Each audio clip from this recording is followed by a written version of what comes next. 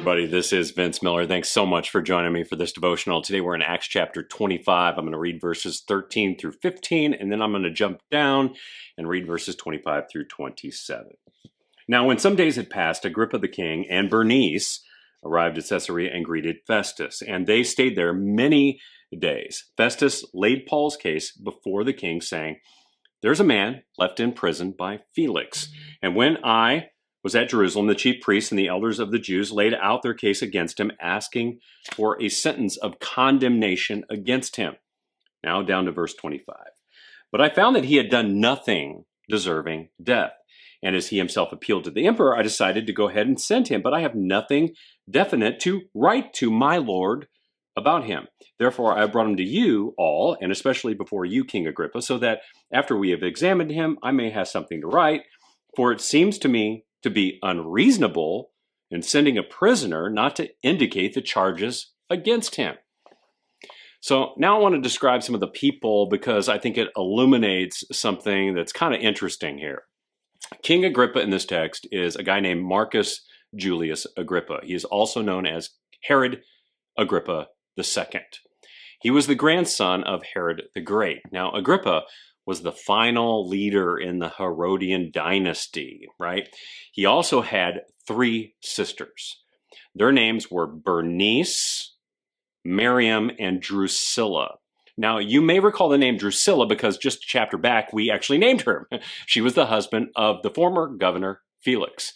But you'll also see that Bernice is mentioned here, and she's mentioned as if she was Agrippa's wife. And many credible historians do suggest or state that Agrippa and Bernice, who were brother and sister, were involved in an incestual sexual relationship. So basically, many of the parties here have some interesting connection with each other.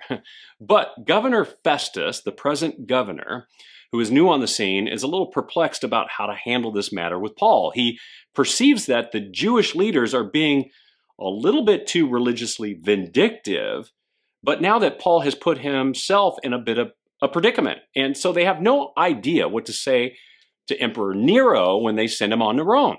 And thus, here's what I find interesting. Jewish leaders, who are supposed to be people of godly character, work really hard to unjustly condemn Paul and even plot to kill him. We've learned that.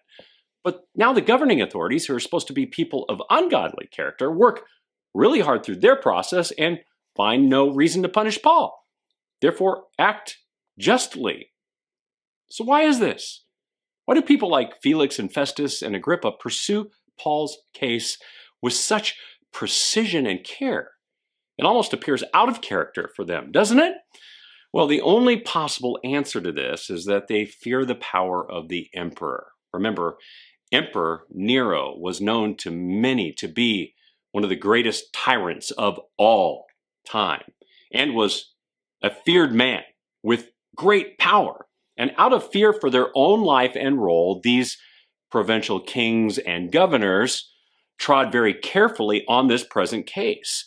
While they wanted to appease those religious leaders, they knew that there were limits to their power, and Paul's Roman citizenship was that trump card that mediated the use of unjust power. You know, here's a lesson. Fear is powerful, isn't it? It drives us. But human fear is one thing.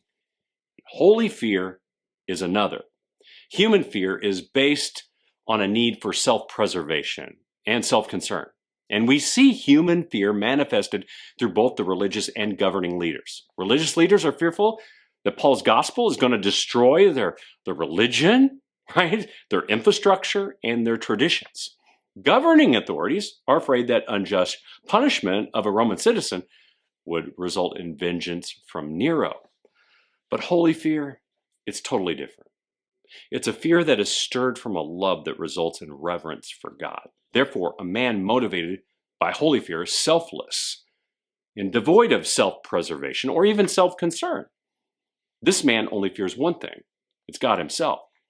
And I love this standoff between Paul and the authorities because he shows us what a resolute man with holy fear looks like. He's uncompromising and Paul got here one step at a time, battling with one human fear after another until he was able to stand before some of the most powerful men of his time. And then, as we will see, he will even share the gospel with them. So today, let go of human fear. Stop letting human fear determine your actions and attitudes. Write down one of those fears that you have of other people in this life and just let it go.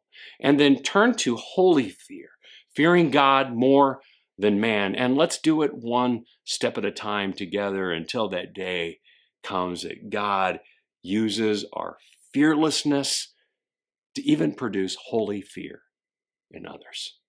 I love you guys. Thanks for joining me. Make sure and hit that like button, subscribe button, and join me back here again tomorrow.